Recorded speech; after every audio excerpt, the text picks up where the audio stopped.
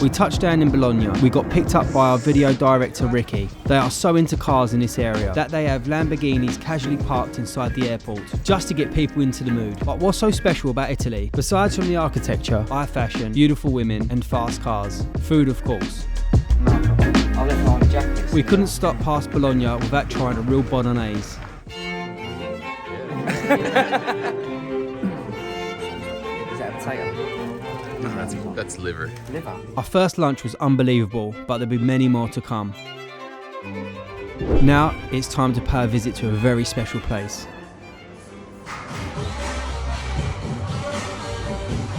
The Lamborghini Museum is home to pretty much every car model they've ever created, including prototypes and limited editions. For anyone that is into supercars, this place is a mecca.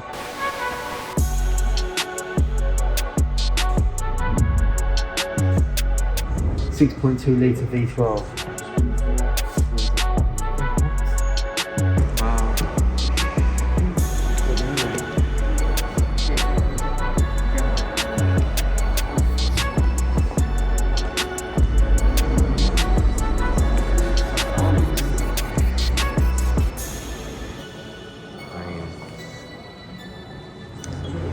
The carbon fibre weave with the red gold in it. Yeah. So the big question is, if you had to pick one, I had to pick one. It's difficult. what would I pick? I don't know, it could be this one. I was all about the Sesto Elemento, while Jack preferred the Marzal. Both of these cars gained popularity in Grand Theft Auto.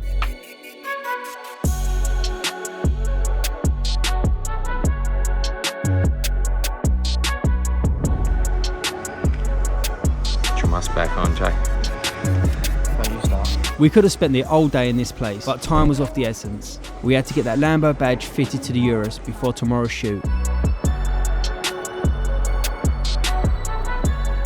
You can tell they're very proud because every single one of them has got a little bit of the Italian flag going on down, and that one's got it down the side, isn't it? All of them have the little flag down the side. The Italian flag down the side is an extra. You have to pay for How it. much is that, I wonder? I don't know, that's my favourite one, I think. How much is down the middle then, not that one? I don't know how much it is, everything's expensive. To be honest with you, I think any of them vehicles would look amazing with that badge on. I think the orange one's amazing. And that one. That's insane. So I think this is like the perfect car. Wow. What, match the badge? I mean, luckily we've got the colours the right way round. Is that the keys on the window screen? Take a little spin. It's incredible, doesn't it? The Ed mechanic had been working in his garage for decades and wanted to make sure we took a souvenir home. So he must have given us about 15 pens each. Grazie.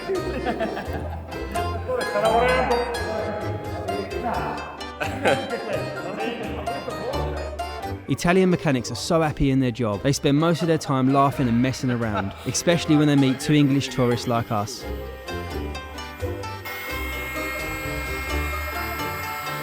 Secondo me c'è dei ganci dentro.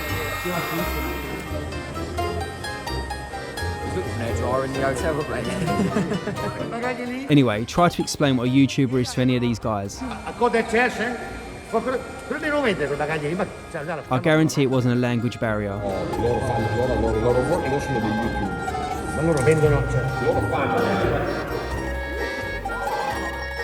Then he started asking about the badges. What cost? You want to know how much it's going to cost us? Never sold one. No, sure. Chi non l'ha mai venduto.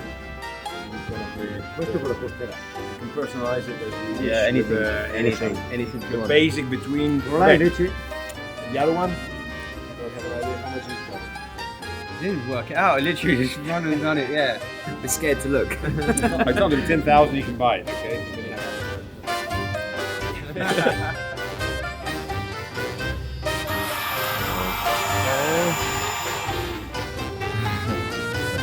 The thing that made me feel good about it was that everyone was taking pictures.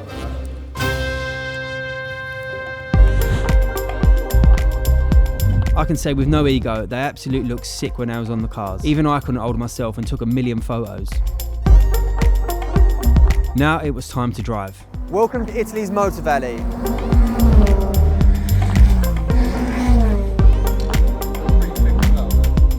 There were Formula 3 cars doing tests, and of course we spent a bit of time watching.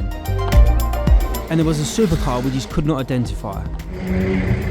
fuck's that? So we decided to go sniffing around and find out, without being too suspicious.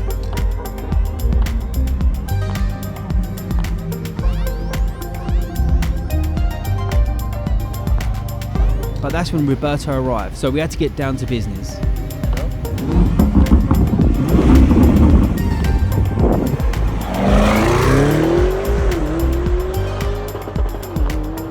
I tried to take a video, but Roberto absolutely went crazy. I thought he was going to take it easy on the first lap.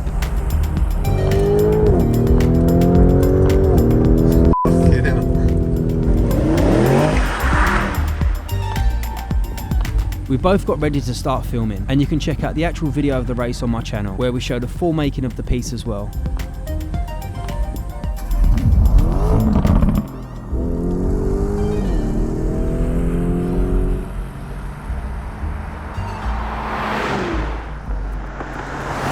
I also got to drive around in the Mercedes SLS, and you know I'm a Benz person, so I absolutely loved that. But sadly it was time to leave again. Where to? Back in London.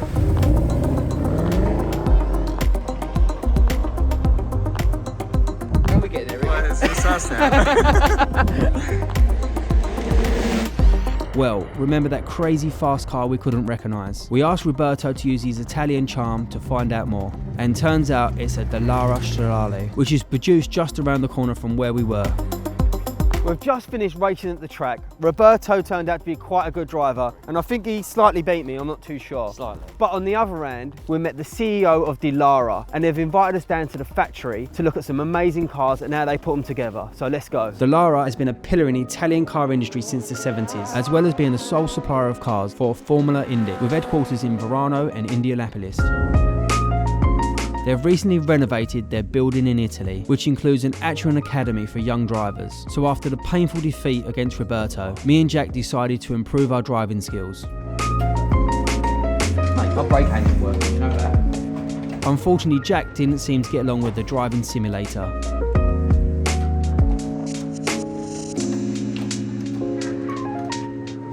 I'll just get the hang of that then. What's going on here?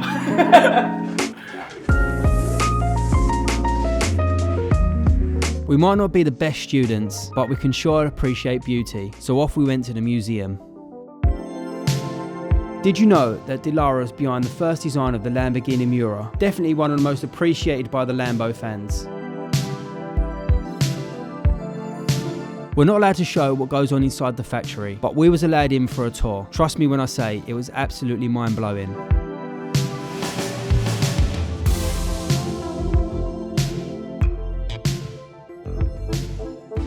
It was finally time to relax in beautiful Parma, Cappuccino. where Jack blended right in with the Italians.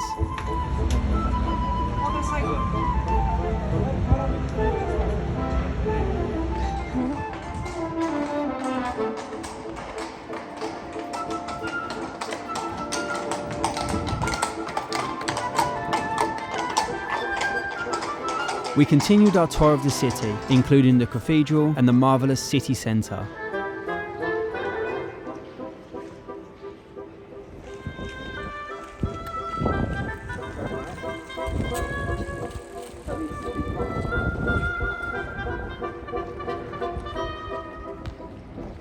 Of course, followed by an incredible meal in Michelin star restaurant Parezzi.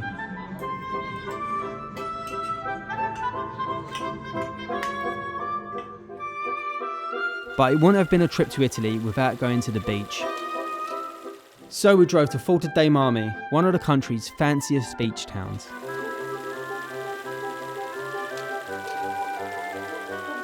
Once again, Jack proved he can be a classy tourist, even if he's from South London. I'm not doing f***ing TikToks. I think I'm going near that f***ing water. You're not putting my f***ing stuff on the music. And of course, we had some more amazing seafood.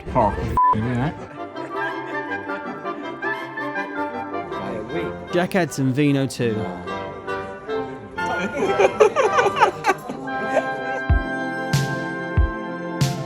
If you're not familiar with architecture, there's one type of marble that has been exported all over the world and used to make some of the world's most famous sculptures and buildings. I'm talking about the Carrara marble. I desperately wanted to see how it's made, since I have some in my house in London, so we took a detour to the marble mines.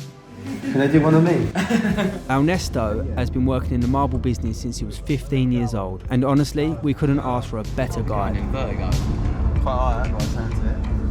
Just imagine, he spent the whole day with us showing us around, and all he asked is that we spoke well with the men who work the marble every day to deliver its beauty across the globe. See that mountain? That's what inspired the Pieta by Michelangelo. Incredible. Besides from the mesmerising beauty of these blocks, the view from up there was jaw-dropping.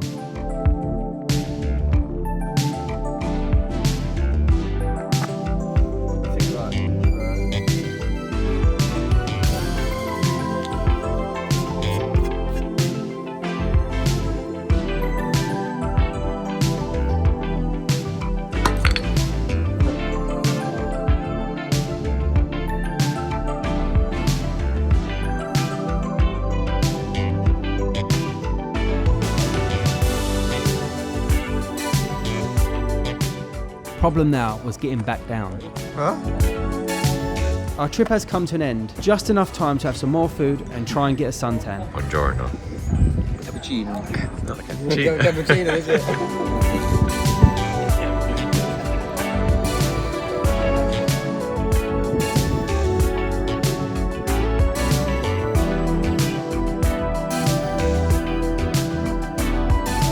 We also went for a bike ride. Unfortunately, Jack's driving is as good as he's cycling.